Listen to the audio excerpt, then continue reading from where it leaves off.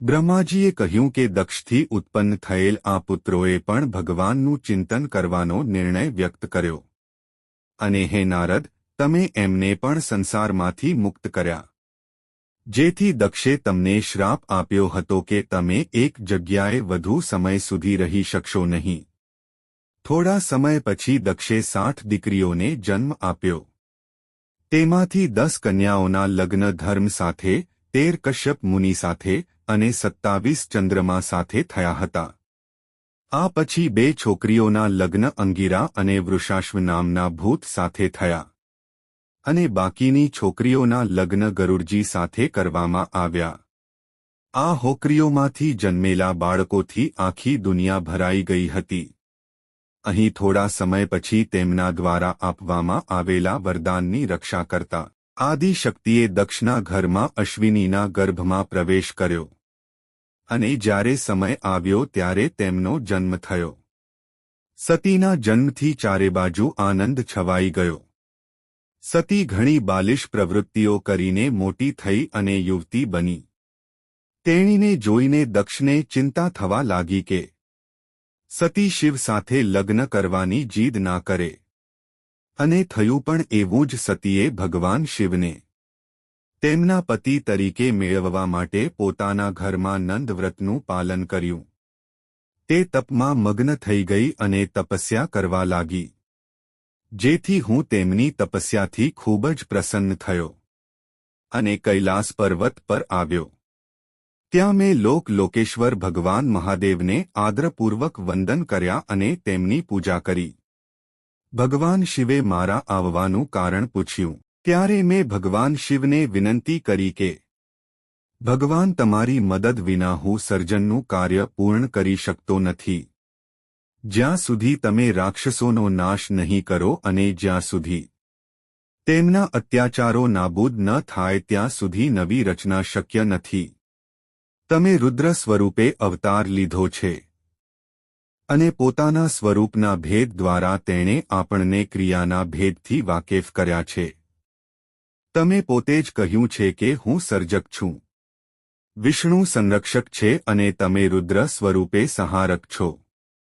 હે સર્વોપરી શિવ, અમારા બંનેના લગ્ન થઈ ગયા છે અને તમારે પણ હવે લગ્ન કરી લેવા જોઈએ. આ મારી વિનંતી છે.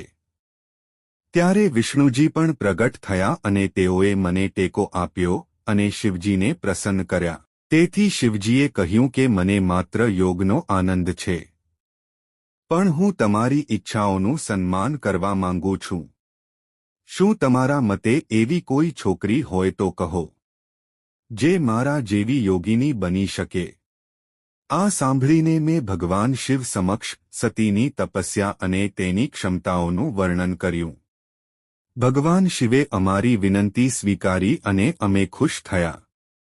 સતીએ નંદ વ્રત કરવામાં ઘણો સમય વિતાવ્યો હતો. જેથી ભગવાન શિવ તેની સમક્ષ હાજર થયા અને વરદાન માંગવા કહ્યું. સતી એમની સામે જોઈ રહી. તે કાંઈ બોલી ન શકી.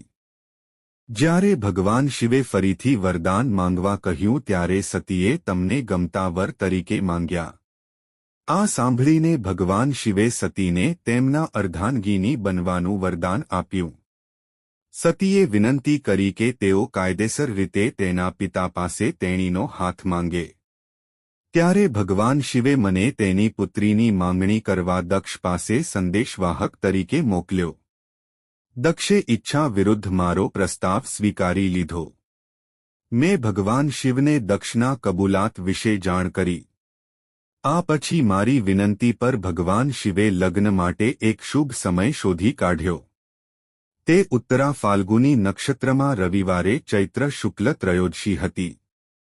જ્યારે શિવ જાણ લઈ દક્ષના ઘરે આવ્યા. દક્ષે ઈચ્છાના હોવા છતાંય લગ્નની જાણનું ખૂબ આદર સાથે સ્વાગત કર્યું અને વૈદિક વિધિ મુજબ કન્યાદાન કર્યું. આ પછી ભગવાન શિવે દક્ષ પાસે સતી સાથે કૈલાસ જવાની અનુમતિ માંગી. કૈલાશ આવ્યા પછી શિવ 25 વર્ષ સુધી સતી સાથે રહ્યા. આ પછી સતીની અનુમતિથી ભગવાન શિવ હિમાલયમાં એક ખૂબ જ સુંદર અને એકાંત સ્થાન પર ગયા.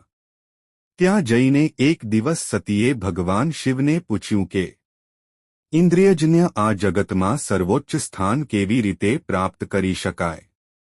આ પ્રશ્નનો ઉત્તર આપતા ભગવાન શિવે કહ્યું, હે દેવી, જીવ માટે મોક્ષ મેળવવાના બે રસ્તા છે, બ્રહ્મનું જ્ઞાન અને બ્રહ્મનું સ્મરણ.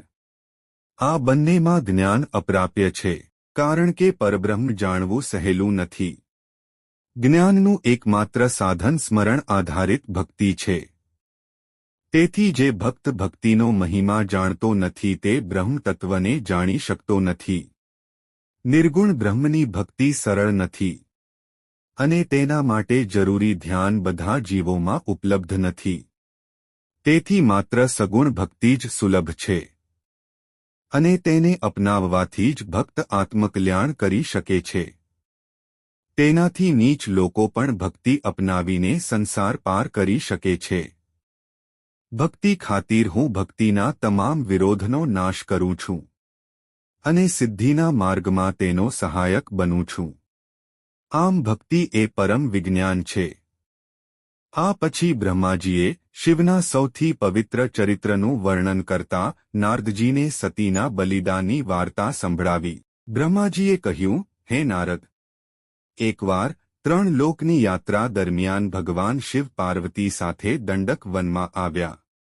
ત્યાં તેમણે જોયું કે ભગવાન રામ એક સામાન્ય વ્યક્તિની જેમ એકાંતમાં ફરતા હતા. પ્રાણીઓ અને પક્ષીઓને સીતાનો પરિચય અને સરનામું પૂછી રહ્યા હતા.